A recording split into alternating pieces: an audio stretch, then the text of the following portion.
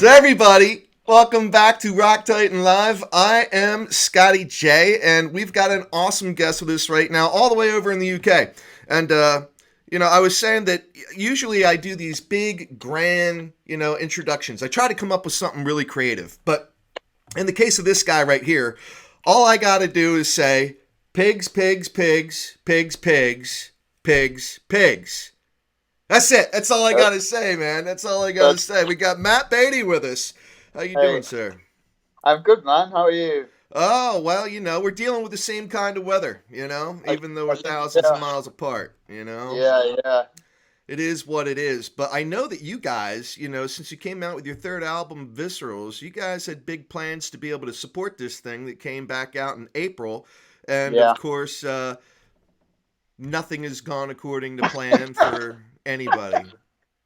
No, for anyone, ourselves included. Yeah. It, We had a bunch of US tours booked in. Really, we were going to do a couple of dates around the South by Southwest Festival in Brooklyn and LA, and a handful of shows at South by as well. And then we were scheduled to come back over, do a full support tour with a very well established band. But that got postponed. I think that was meant to be around now. We quite possibly would have been with you now. And then, later on in the year, there was one, like a headline tour booked for October, which, of course, has kind of just been postponed as well. So yeah. Now, looking at all the other photos of you guys and videos and whatnot, I wouldn't have even recognized you right now if I didn't know I was talking to you, man. You got this moustache going on here, man. Yeah, it's my lockdown disguise. The lockdown disguise. Yeah. Yeah. My wardrobe's changed vastly as well, because you find that if you're not leaving the house much, you can just wear what you want. Basically, I went weeks without wearing like jeans. I was just wearing jogging bottoms and stuff like that, just looking fairly slobby. And I remember I put on jeans for the first time to go to the post office after about 3 weeks, and they felt really tough, really restrictive. I've marched right on in there with my pajamas and bathrobe on, Yeah, I'm that's it. who cares? Yeah. I'm not here to make a fashion statement, but this has got to be tearing you guys up, because I know that really, you're one of those bands that lives for the live scene, and That's it. playing live and touring. I mean, this has got to be Yeah. I can't imagine the kind of torture you're enduring right now. It's hard. It's hard, and it's hard on an emotional sense. But I think a lot of people are experiencing that, whether they're kind of in bands or not. But quite early on into lockdown, maybe about a month into it, where we were still you're restricted to your houses, and you can go out for food shopping, but that was about it. And I realized that that was probably at that point, and I mean it still is, the longest period I've gone without playing music with other people, since probably I was 15 years old. When I started playing music, that's the longest period. And when I realized that, I was like, oh wow, that's rubbish. Rubbish. Yeah, Yes, indeed. to put it politely. Now, one of the interesting things for a performer like yourself, there are some frontmen, that are rather stoic on stage. You are not one of them. I mean, you're very theatrical. You're moving around and everything like that. Now, you're still a young guy, so it's not like arthritis is setting in. When you wake up first thing in the morning, you can hear every single bone in your body crack. But, I imagine things are going to be a little stiff, when we finally get back on the road. Do you do anything in particular during this time just to stay in shape? You know what? I have. In fact, I've done more exercise during lockdown than I ever have done. I've become a bit of a lockdown cliche, so I've been doing yoga almost daily, which a lot of people have, but I've really felt the benefit of doing it. My flexibility's it's gone through the roof. You require So it, man. I mean, that yeah. is that's like one of your staples, man. I mean, you're like a contortionist up there on stage, man. Thanks. Yeah, It's yeah. funny. So I could just see you guys going out like your first show out there in the UK. You walk out there with like a big old pot belly, you know, from like drinking too much ale, you know, too much beer. You yeah, walk out, everyone's like, "What? yeah, What the hell did Matt do?" Like, yeah, yeah. wow, Just been man. like vomiting halfway through the show, just like through Oh exhaustion. man. Oh, but so with Viscerals, I mean, this has got to be a little bittersweet for you guys because obviously you're anxious to get your third album out there, and then Yeah. this is all happening. Did Mm. you guys Did you have any pause at all to think, you know, oh man, maybe we ought to hold off on this release a little bit, maybe see what happens, or you Yeah. guys are just like, we've already had this fire in the hole for so long, let's just go. Yeah, I think given that, I mean, everything was ready to go with the album, and I think it was at the stage whereby all of the pandemic kind of kicked off so close to the album release that there was kind of, we couldn't make any U-turns. Like, a lot of promotion had started for it. We'd already put out like a couple of singles from the album, so there was, I think, like, people were, getting ready to hear it. And plus, like, everything was manufactured as well, like all the CDs, all the vinyl. So like the record label obviously would need to start recouping some of the money that they spent manufacturing it as well. So yeah, it kind of just made sense to kind of plow on with it and not hit the brakes. But in a way, like, I'm glad we do. I'm glad we went forward with it, because certainly, like, at the start of lockdown, when everything was like, I know it was a very stressful time for people. It was like a positive thing for us personally to focus on, and still chat to people about the album and still read and hear people's reactions to the album, and that was a really good thing. So yeah, grateful for that. Right on. Well, congratulations on the release of it because yeah, I've read a lot of reviews and I'm going to be putting out a review myself, folks. So be on the Oh, cool. lookout for, Pigsx7, because Rock Titan's going to be putting out our own review of it, of course. But this is the follow up for King of Cowards. And, Yeah. I know Kerrang had some really nice things to say. I mean, you guys have gotten some really solid reviews on this piece, as the evolution of a band. Mm. How much does the feedback mean to you? Are you one of those artists where really you take kind of the feedback and the reviews, the criticism to heart? Or do you just like, screw it, I don't care. I'm an artist. I'm just going to move on, whatever people think they think? Yeah, I mean, uh, partly. I mean, we wouldn't ever release like anything that we weren't really proud of and thought we'd done a good job with. So from that perspective, like, I don't know, the reviews are nice though. Like, it's nice to read like good reactions to it, and also read some negative reactions to it, albeit there's not been many, but there'll be a few floating around, and you know that's important. Everything needs balance, doesn't it? But yeah, I don't think I'd lend too much weight to certainly the negative things. My ego won't allow that. Right, right on. Yeah. Right on. Now, getting back to the theatric nature, of you, as the lead singer of the band, but just all the guys, I mean, you got this Yeah. really unique style that there's not a lot of bands that have that nowadays. And I don't want to say that you're a throwback or anything like, grabbing, old school style of music from, the more psychedelic days. But there Yeah. definitely is that element to what you guys do. Yeah. Um, I want to talk videos because Yeah. they're pretty awesome. I mean, Cool. Rubbernecker and Reducer. Of Yeah. course, Rubbernecker is all clay figurines, which was really, really cool. I loved it. Right. Reducer, I tell you what, man, like when I'm watching that and I'm drinking my coffee and I'm watching the video, I'm like, someone put something funny in my coffee? Like, what what's going on here, man? Yeah. What's the inspiration behind that? Did you have any input into the direction of that video? We did that video. We filmed that ourselves, and Okay. Adam. our guitarist, he led the way with it. The kind of main inspiration for it was like a set of videos. You can find them on YouTube. They're called like Beat Club. So there's like, I think there's a Sabbath one. There's some like Can, the German krautrock band. There's some Can videos that we kind of nicked pieces and elements from, just like for the aesthetics of it. So yeah, Adam kind of led the charge with that.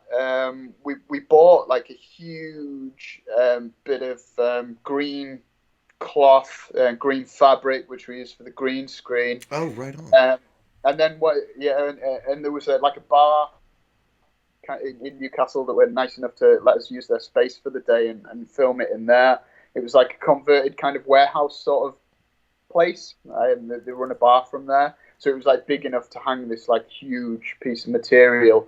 And then we shot the video, but we had to like perform the song maybe, I don't know, it was at least 10 times, if not more. Like I was exhausted. My whole body hurt the next day. Like it was so stiff. I can imagine that it would have hurt. It looked like it would have hurt. I would have had to go to the hospital myself. Sure, yeah. I wasn't far from that, to be honest. And then like the animation on the green screen behind us, a lot of that was done by one of the guys at our record label. He's a whiz at video editing and things like that. So he had a bit of input as well. So, yeah, that was cool, man. Yeah, I really digged it. Yeah, yeah, I enjoyed it. Yeah. And then Rubbernecker, that was really cool. Yeah, it was really funny to me, because I'm reading through all the comments of the videos and whatnot, and there was one particular comment where, and actually this applied to both of them. Right. Someone said, I would have loved to have seen Beavis and Butthead like analyze this, like on MTV. Yeah. Like we need a full-blown Beavis and Butthead analysis. Like, whoa, that's cool. Yeah. I actually have a friend that does a really good Beavis, but that's neither here nor there. But yeah, oh God, do you, like when you're doing these videos? I don't know how important is it to you for this thing to be a marketing tool for what you do? I mean, because there's some artists out there, and we featured them before that are straight up, I hate doing music videos. I don't like doing them. I understand that we have to do them, from a marketing advertising perspective, but I don't enjoy it. Where do you stand on that? It's something for me personally, I've had to kind of grow into. Like I think the first album we did, we were like, oh no, we don't want to be in a video and like physically there, and we did like a lot of sort of like more psychedelic and flashy animation things that they were just more like visual things, like good when I look back at them, but like they were just sort of visual aids to the music rather than being kind of more straight up music videos. But it's kind of something I enjoy, to be honest. Now it's just like I think because it's so new to me as well, like being in the video, but it feels like a bit of a challenge to do something that kind of I don't know, like can capture some of the energy of what you'd get at a live show, I guess. And I kind of enjoy that challenge and try and fulfill that. That's cool. Well, now one of the things I love, in relation to the music that you just put out, aside from those awesome videos, the media that you put out, like the vinyl records, and you kind of touched on that a little bit ago. The design of those, man, that's cool. Like not everybody's putting out vinyl. You guys did. What made you decide to put out vinyl? Oh, I mean, we put out like all of the bands I've been in since like the age of 25, so like for the past 10 years I've been putting out like records, like vinyl records anyway, with different bands. And I don't know, I mean, partly it started off because we were kind of operating in quite like niche corners of the music world where like you do like 300 vinyl and people would buy like the 300 vinyl, especially like in the kind of noise rock and psychedelic scenes over here in the UK. It's like a lot of people like vinyl is what they're interested in, and CD was just like occasionally I've kind of experimented with putting things out on CD, and it was just selling so much slower Mm. than vinyl. And I think maybe, I don't know, like maybe things like streaming and things like that have kind of squashed the want or need for CD a little bit, whereas vinyl still feels like I don't know, like quite a precious medium. It's like, you know, if you're at home and you put on a vinyl album, you're more than likely going to sit and listen to the whole album rather than it kind of, I don't know, with streaming you can kind of jump around a lot and you can build your own playlists, which, I mean, that stuff's great as well. Like it's just kind of different, I guess. It's just a different way of listening to music. That's a really cool point, though, that you bring up. With the vinyl, you are more likely to listen to the album the whole way through, Sure. versus having the option to jump around. I dig that. But everybody, we got the links on here, to the website for these guys. Pigs, pigs, pigs, pigs, pigs, pigs, pigs. And, I do it in sets of 3 because then I know I It's only good. need Yeah, one yeah. more. So I don't miss one, and I don't go over the top. But It's interesting. Everyone's got their own rhythm as well, or like ways of doing it. It's good. Yeah, it's interesting. this is so bad. I'm gonna break a rule. I'm gonna break a rule right now. Kind of like the Transporter. Have you ever seen any of those Transporter movies with Jason Statham? And I he's the haven't. driver, and Yeah, he's got this set of rules, that right. you just abide by, and you don't break those rules. Because if you do, something's going to come back to bite you. It's just going to haunt you. You don't want to do that.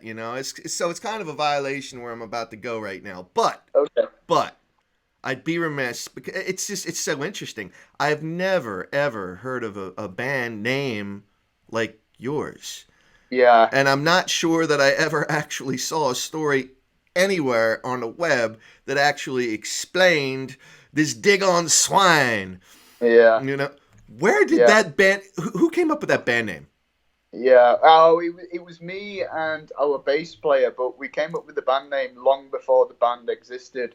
We were in another band and we were having like, we weren't enjoying it so much really. It became almost a bit of a chore towards the end. And we were in a recording studio just having like a not very good time with it. And we were like, oh, we should start a new band and just make it fun and just make it hilarious. And so the name was part of like a really long list of other really ridiculous band names, most of which probably aren't appropriate to air. I like to say I've forgotten the other ones, but yeah, the Pigsx7. That's the one that stuck when we started the band. So I wish I had a kind of more interesting. I should probably make one up, really, a more interesting story, but we're stuck with it now anyway. Yeah, no, man, it's a good one, and it's funny because hey, man, a band name can make or break you. But I mean, if it's one thing, you guys weren't reaching. No. When you came up with this name, it's like everyone's sitting around. All right, we got to come up with a cool name, and it's got to have a cool letterhead. I mean, this is about as unique as it gets. I mean, there's absolutely no forgetting it. And then of course, you've got the cool, Pigs times 7. I mean, it's just you got that too. But oh man, well, I know it's later in the day where you are over there in the UK. But so parting thoughts from Matt Baty here. What is next for you guys? Because obviously we don't know what the future holds right now. You guys are undoubtedly itching to get out there and play live. You got this new album, Viscerals, that you want to desperately support right now. Are we looking at maybe any other, official music videos from this? Are we looking at maybe any lyric videos from it? Are you guys doing anything actively on social media in terms of like your own little live jam sessions and stuff like that? Yeah. Well, we do have a video which should be arriving really soon. I've not seen any of it yet. It's another animated video, but in a different style to the clay animation thing.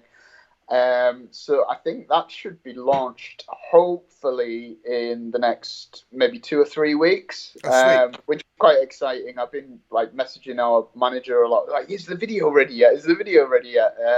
because he's communicating with the lady that's doing the animation. So we've not seen anything of it yet. We're familiar with her work, and we're really excited to see what she's come up with. So yeah, so that'll be for Hell's Teeth, which is the last track on the album. Right on. So that should be floating around, and then everything else is just kind of a waiting game, I guess. Like you said, we're itching to play live, obviously, but I think it's kind of, there's been some like baby steps in the UK and guidelines put into place about like outdoor live music anyway, but I still kind of think that live music indoors is probably still a long way off. So right on. Kind of need to sit and wait until it's safe. Oh God. Well, we will all be waiting anxiously for that to happen. And I got to catch you over here in the States, man, because I don't know if I'm going to be allowed to fly anywhere, Yeah. but yeah. So in any event, everybody, we are here with Matt Baty from Pigs times 7, guys. Go check them out online. Go check out the official music videos. Go purchase some of that vinyl, because it's art. It is art. And Matt, thank you so much, man. It has been a blast hanging out with you, man. Cheers, mate. Thank you. Right on. Everybody, I'm Scotty J. You are watching Rock Titan Live. Please remember to subscribe on YouTube /Rock Titan. We're out.